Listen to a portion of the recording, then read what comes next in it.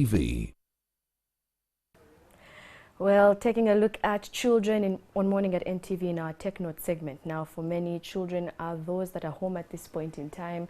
For school is not about to get back, but it's also a time for parents to just have time with their children, listen, or perhaps take some more time to be interested in your children.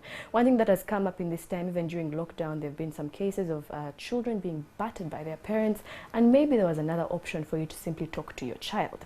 Now, I'm joined by Manuela Pachutho Mulondo, yes, who is an author. You might have also seen her on NTV Bump Love. She is a child care enthusiast, and we're getting into that conversation. Now, when I mentioned that she is an author, she has a book here with me, which is Stop and Listen to Your Child. And just to take one part of the book, she says research shows that while genes play an important role in brain development, they only form the basic blueprint of the brain. Essentially, it's the architectural plan of a house. Yeah. There is the brain development, therefore, there's a base, a huge extent to the experiences that a child is exposed to, which makes use of all their senses. Furthermore, the main ingredient of these experiences is the relationship between children, their parents, their guardians, and caregivers. You're a parent. Yes. Welcome to Morning at NTV. Thank you so much. I'm so glad to be here. Thank you so much for having me. How has lockdown been for you these past 3 months, lockdown and COVID-19 pandemic? They have been really busy. To be honest, I haven't had the opportunity to watch movies and everything. I have actually been working extremely hard, harder than I thought. But also now having the children at home, I am just privileged possibly to be one of those parents who's enjoying my children in this. Like, I'm really, really, like, genuinely, without, a shadow of doubt, enjoying my children. And even then when you ask them, do you want to go to school or do you want to stay home? They're like, okay, can our friends come home?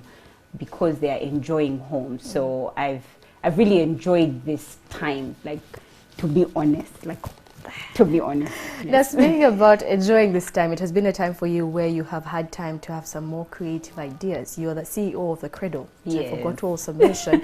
And business has changed for the Credo. Yes. And what is that business mode now? Because you're also sort of a preschool and a daycare center. Yes, you're so right. So we've changed up our business model. I was going to say a bit, but then I realized, no, it's really big. So one of the things that we're doing is trying to reach our children remotely. And the way the Credo is the model of the Credo is we play with children, but it's very intentional play. So you're not just building a Lego, you're not just throwing a ball. We are more intentional about why you're throwing the ball. Is it because we need your muscles strengthened, or as you're building up the blocks, is it your fine motor skills that we're working on? Why exactly are we asking you, are you building this block, and can we, be intentional? Like, you're not just coming to build blocks. No, like, for us, it's more than that. Are we going to teach you how to count as you build blocks? Are we going to teach you how to subtract as you build blocks? Are we going to teach you how to add as you build blocks? Or are we going to teach you the alphabet as you build blocks? Like, what exactly are we going to do with you so we don't just let you have blocks and play? So we're really on play. But now, because we are intentional, we actually have to guide play, but online. So that's been quite interesting to play with children on the other side of Zoom. Oh, that has been really fun. But also, parents now have started to understand why we do what. So because the day before we say, so tomorrow we're going to work on numbers, but the numbers is not the main thing. Allow them to build their blocks, but as you build, count. Say, give me 2 blocks. We want to see if they recognize 2, because they're doing number representation, or they're doing, so then if your child gives you 2, let me know. If they don't, then let's do this other exercise. So it's not just building blocks. So now parents are understanding the back end of what we do, which is it's such a breather for me, because you try to explain it, but parents are just like, no, you're just building blocks. They're like, no. I'm asking them to give me 3 and take away 1. And so how many blocks do we have left? Just questions like that. So it's been quite interesting. But also, when we were released to now finally be able to move, we've had child carers going to homes and take care of children, and also families put together a number of children and then have a child carer be with them during that period. So an entire day, 5 families, 5 babies, and it's safe. It's safe. And makes learning interesting. Now, Yes. going back to stop and listen to your child think. One of the things that you mentioned in this book is that before the teacher, before the cradle, before anyone comes in, the parent is the first teacher of this child. Yes. And going back to the parent, why would you put stop so huge and so loud? Stop. What are we asking parents to stop doing? Yeah. I'll give you an example of what happened to me in my home just yesterday. Because I've only been stimulating my children for a period, I still make some mistakes. Even if I've written a book about it, I'll be honest about it. My little son, my kids had, I go in and I ask my kids, how was your day? And they tell me, Blake says to me, Bianca removed my tooth, and this is a permanent tooth. It's not a milk tooth, it's a permanent tooth that Bianca has removed from Blake's mouth. And of course I'm livid. Now, the good thing was I've learned to be relaxed, and that's why I say stop in big, huge letters. Stop, just before you do anything. First, stop. Now, yesterday I did stop, but I didn't do the next part of the book, which is listen to your child think. So I did stop, I didn't do anything, I sat down, and I didn't listen to them at all. I didn't hear their school of thought. I did nothing. I just went upset, and I said, I don't understand how you can pull your brother's teeth out of his mouth, and you, the big brother, how did you allow your sister? Like, it takes a lot for someone to pull a tooth that is fixed inside there. You were definitely watching, and this is me I just talked and talked and talked and talked and talked. And after I was done, I said, go to your room. And they went. And I had forgotten that just a few minutes ago, I had been at KFM saying, stop, listen to your child think. But I think over a period of time, my children have started to understand that, hey, mom wants to know. So after I was literally cooled down, Blake came and said to me, he said, Mom, have you cooled down? Because we'd like to tell you what happened. And I said, fine, tell me what happened. And then he said, I got a belt and I put it in my teeth because I was a dentist. Oh. And then he said, Bianca, on the other hand, she picked up the belt from the other end, not aware that one end of it was hooked inside my teeth. And she pulled it. And at that point, I realized this is what I talk about in the book. Listen to your child think. I needed to have to ask Bianca, okay, so Bianca, you pulled the belt. What was going on? Now, for her, she was really just pulling a belt. But for Blake, he had fixed this inside his tooth because he was a dentist. And had this been years ago, I would have killed this from my son. And yes, he's lost a tooth, and I've told him he's going to be an adult man with a gap in his mouth. But the fact that he's thinking of it, I would not have thought my 5-year or my 7-year-old son is thinking of being, or just thinking about what a dentist does. I would never have thought about it, but here he was. Now, in that conversation, there seems to be dialogue, because you mentioned that they come back to you and you say, they're asking you and they're telling you, Mommy, this is what happened and this is why it happened. Yeah. Part of stopping is also listening, and then from listening you have a conversation where you explain a few things. Let's talk about a conversation, because for some people they think that maybe a conversation shouldn't even happen between you and a child till about they're 10 or 13 or even an adult. And even some adults don't have conversations with their parents. How important is it to have conversations with your child, and when should these conversations start? In fact, I should say some adults don't have conversations between themselves, like period. But maybe it's because no one had conversation with us growing up. And this is the time that we're finding our voices. So the importance of having conversation with it, and I'm glad you're saying it like that, having conversation with your child, is that you take them to a certain level. So first of all, the background to this whole conversation thing is your child has got to have the vocabulary. You don't just have conversation. There is a time of a child's life that you build their vocabulary. And that starts when you're pregnant with them. And that's what this book kind of explains. So you start from inside while they're inside your womb. They're hearing words. They're understanding how words work. They might not be able to speak, but every time you give them their bottle and put it in their mouth and say, I'm putting a bottle into your mouth, they hear the word bottle. They hear the word mouth. They feel the mouth. They see the bottle. They get it. They might not be able to express it, but they do get it. They hear. They're not deaf. You know what I mean? They're not deaf. They hear and they put connections. That's another side of this entire book, the brain, you know, what you talked about. These connections are extremely important for them to hear the word bottle, to see the bottle, to feel the bottle, to taste the content in the bottle. All of that does connection. And those are, like, I've talked about 4 connections right now. What they've seen, what they've heard, but a child's brain makes up to 1 billion connections per second. Not per 24 hours, but per second. So that means me, who's just given my baby a bottle to drink, and those are just 4 connections that I've done. What if I talked about the bottle and the milk and what it's doing inside my baby's body? They have the capacity for 1 billion connections. We are giving them 4. And what happens is that the brain will now prune the remaining 1 billion minus 4 connections that you've made.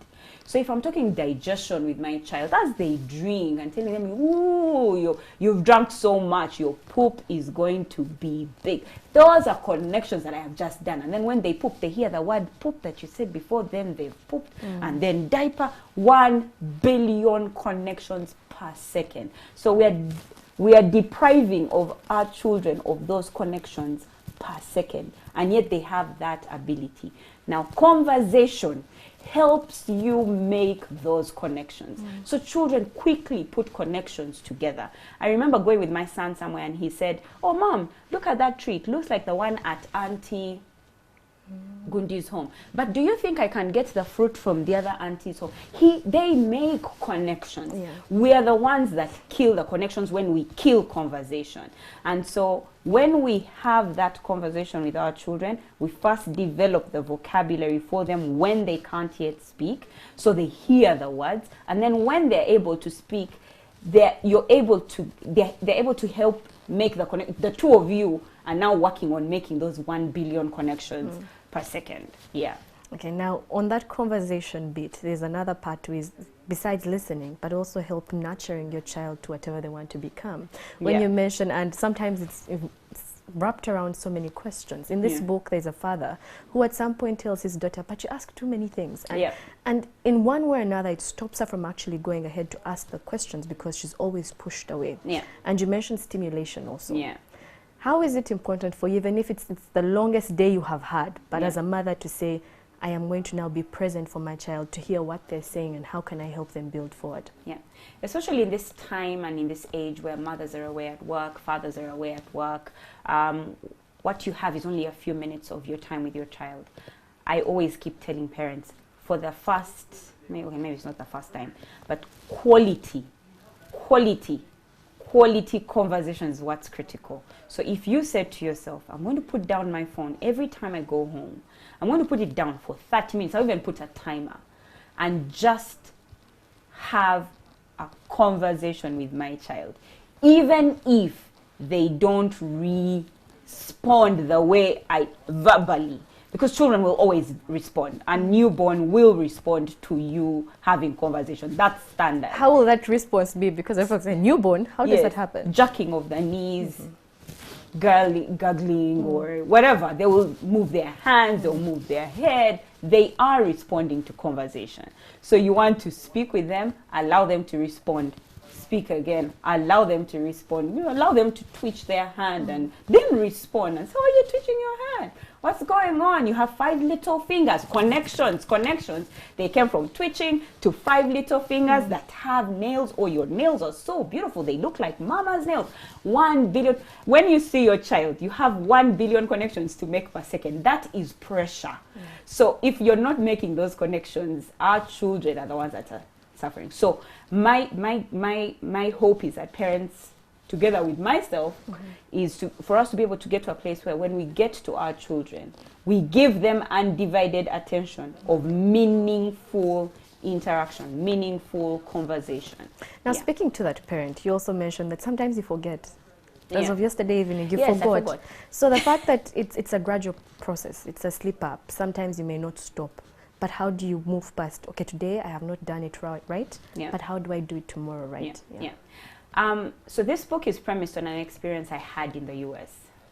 Seeing, watching, and looking at how their parental culture. Now, I must say that I'm not saying we need to be American parents. I would like to discard that. I'm saying that there's a certain principle that they use with their children, and they are not even aware that this principle exists.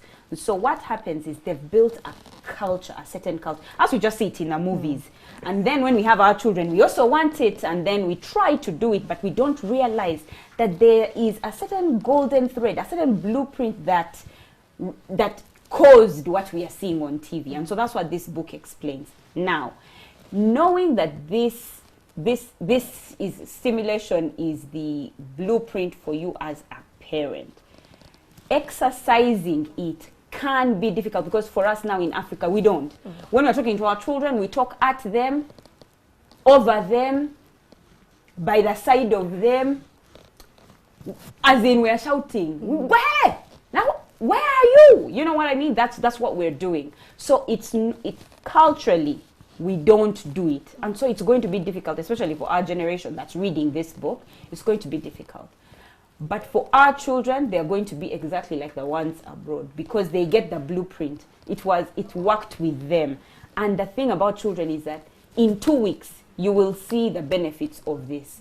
And that's why, even if it's difficult, you enjoy the experience of doing this with your child, that you want to do it the next day. So forgive yourself if you fail. Like yesterday I failed, but I forgave myself, because I know this is going to be difficult for me. Every time I was being spoken to, I was going to receive some blessing. But now, for now, my children, I know I've got to be more intentional than they have to, so that we can change the culture of parenting here in Africa. Okay. Yeah. Once we change the culture of parenting, there must be something we are hoping to achieve. Yes. So what are the benefits if we say, this is what we as Ugandan parents, African parents do, instead of talking over, above, around them, what will we see changing? Okay.